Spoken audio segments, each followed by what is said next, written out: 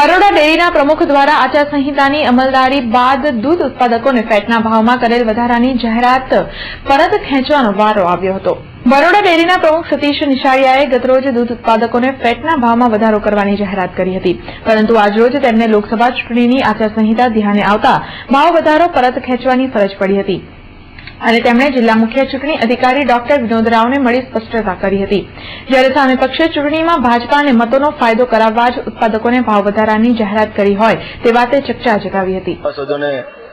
દૂધના ભાવ વધુ આપો, જેનાથી દૂધ ઉનાળામાં બધી સંસ્થાઓને ટકી રહે, પરંતુ મારે બહાર જવાનું હોય 3 તારીખે નક્કી કર્યું, પણ મારી એક સાઇન બાકી હતી, હું બહાર દિલ્હી ગયો હતો, એટલે આવતાની સાથે આચારસંહિતા લાગી ગઈ હોય।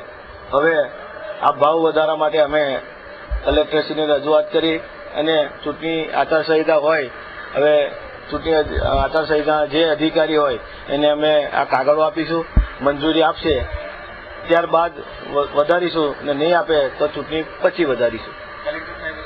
કલેક્ટર સાહેબે આચારસંહિતાના જે નોડલ અધિકારી જે નક્કી કર્યા છે એમને રજૂઆત કરવા માટે અમને કહ્યું છે અને અમે ત્યાં રજૂઆત કરવાના છે। એ હાઈકોર્ટની અંદર આજે એ કેસ ચાલી ગયો અને બંને રદ કર્યા છે। ગઈકાલે ભાવ વધારો આપી દીધો હતો અને પછી પાછો ખેંચવામાં આવ્યો। ગઈકાલે ભાવ વધારો ખાલી ચર્ચા થઈ હતી, પરંતુ જે રીતે પ્રેસમાં અમારાથી કાગળ ભૂલથી અપાઈ ગયો હતો અને તાત્કાલિક અમે પાછો ખેંચી લીધો।